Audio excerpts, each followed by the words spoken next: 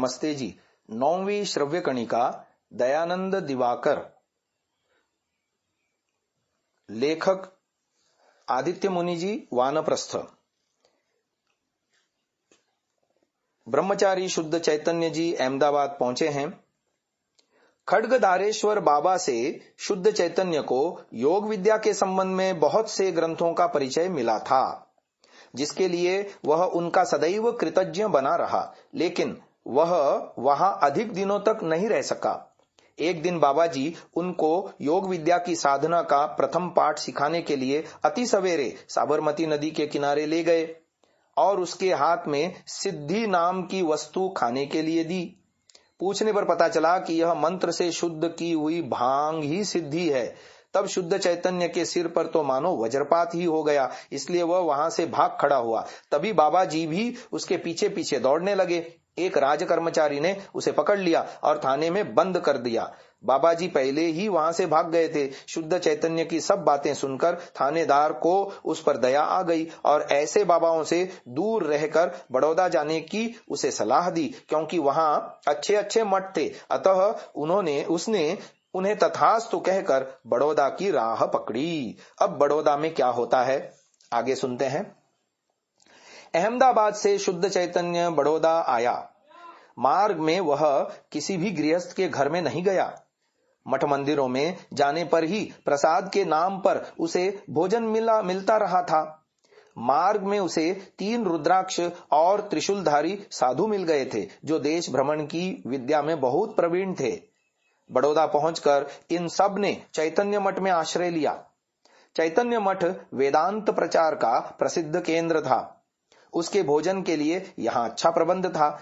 अधिकांश सन्यासी यहाँ शंकराचार्य के एकांताद्वैतवादी थे, लेकिन शुद्ध चैतन्य का वहां सभी संप्रदायों के सन्यासियों और सिद्धांतों से परिचय हुआ था।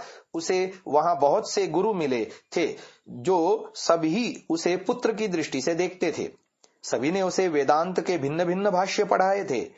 स्वामी मुक्तानंद से आचार्य शंकर का शारीरक भाष्य, विवरण टीका, भामती टीका, मंडन मिश्र की ब्रह्म सिद्धि, अभिमुक्तात्म की इष्ट सिद्धि, विद्यारण्य की पंचदशी, सदानंद का वेदांत सार, आनंद गिरी का न्याय निर्णय, गोविंदानंद की रत्न प्रभा, प्रकाशानंद की सिद्धांत मुक्तावली और मधुसूदन सरस्वती की अद्वैत सिद्धि पढ़ने का उसे यहाँ अवसर मिला था।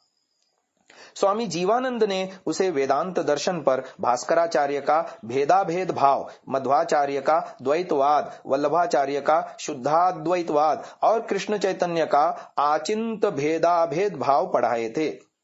वेदांत दर्शन पढ़ने के लिए चैतन्य मठ में उसको लगभग 1 वर्ष अर्थात पौष शुक्ल पक्ष संवत 1903 विक्रमी से मार्गशीर्ष शुक्ल पक्ष संवत 1904 विक्रमी, तदनुसार 19 दिसंबर 1846 ईस्वी से 21 दिसंबर 1847 ईस्वी तक का समय मिला था। उसके साथ 30 और ब्रह्मचारी वेदांत पढ़ते थे। निर्मलानंद, ब्रह्मानंद, ज्ञानानंद, विपुलानंद, कृपानंद, विश्वानंद, विभानंद, प्रेमानंद और अभेदानंद, ये इन सबके गुरु थे। ये सब लोग ब्रह्मचारी शुद्ध चैतन्य सहित सभी ब्रह्मचारियों को वेदांत पढ़ाते थे और वेदांत के विभिन्न विषयों पर परस्पर आलोचना का अवसर देते थे।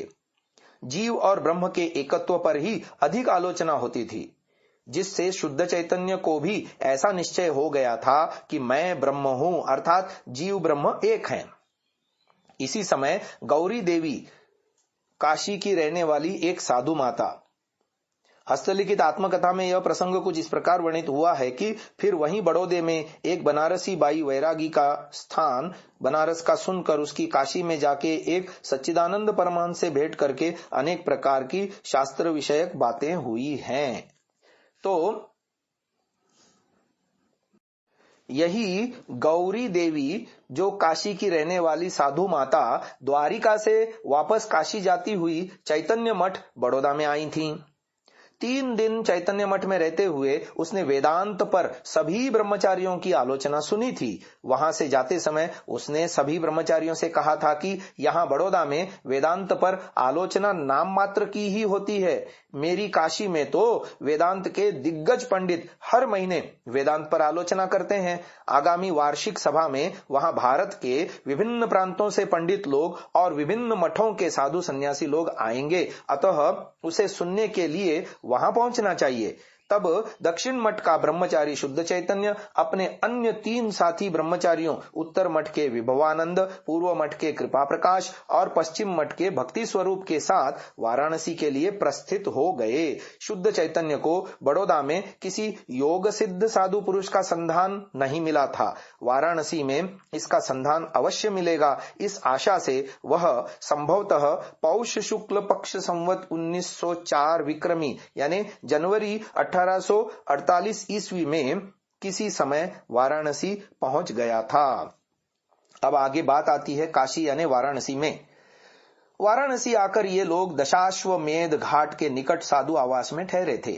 भोजन का प्रबंध जयपुराधीश के राजगृह में से होता था। यह राजगृह मान मंदिर वाराणसी के परिसर में स्थित था, जहां विद्यार्थियों के रहने एवं भोजन की व्यवस्था जयपुर राज्य की ओर से रहती थी।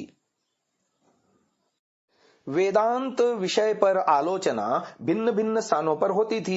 उन सभी आलोचनाओं से शुद्ध चैतन्य ने समझ लिया था कि अन्यान्य दर्शन शास्त्रों में भी अधिकार रखना चाहिए और व्याकरण शास्त्र को और अच्छी तरह पढ़ना चाहिए। उसने यह भी देख लिया था कि वाराणसी में तीर्थ यात्रियों का अंत नहीं है, पंडितों का भी अंत नहीं है और साधु सन्यासियों का भी अंत नहीं है। वह और अन्य तीनों ब्रह्मचारी वाराणसी आकर उपनिषद, दर्शन और व्याकरण पढ़ने लगे।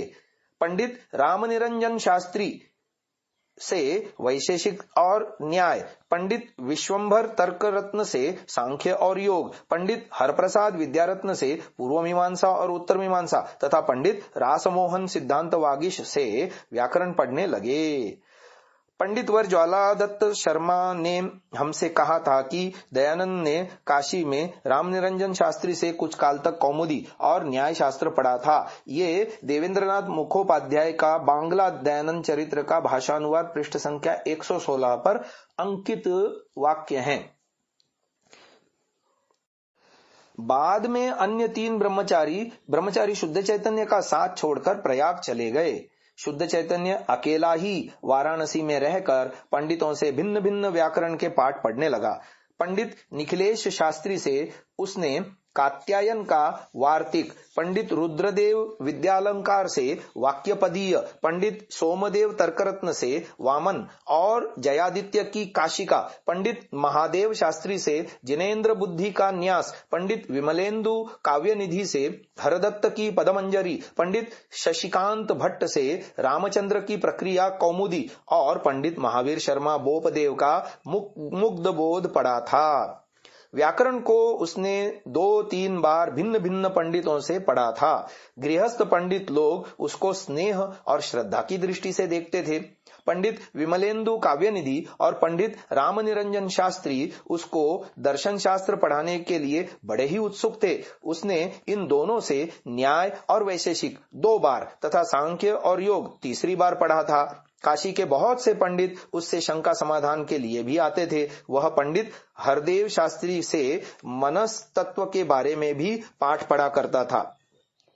पंडित देवेंद्रनाथ मुखोपाध्याय के अनुसार स्वामी दयानंद ने अपने अध्ययन काल के प्रारंभिक दिनों में पंडित रामनिरंजन शास्त्री से कुछ समय तक अध्ययन किया था। इन्होंने कालांतर में संन्यास ले लिया और चतुर्थाश्रमी होने पर अपना नाम महादेवाश्रम रखा, किंतु लोग इन्हें रामनिरंजन स्वामी के नाम से ही पुकारते और जानते थे। इनका जन्म 1882 विक्रमी, तदनुसार 85 ईस्वी में बिहार प्रांत के हथुआ राज्य के निकटवर्ती ग्राम में पंडित रामधन मिश्र के यहाँ हुआ था। पर्याप्त वर्षों तक ये हथुआ नरेश छत्रधारी शाह के राज पंडित के रूप में रहे। कालांतर में ये काशी आ गए और दीर्घ काल तक यहाँ निवास किया। मार्गशीर्ष अमावस्या 1927 विक्रमी तदनुसार 1870 ईस्वी को इनका 85 वर्ष की आयु में निधन हो चुका है। ये बात डॉक्टर भवानीलाल जी भारतीय मासिक वेदवाणी बहालगढ़ पत्रिका के मार्च 1985 के पृष्ठ संख्या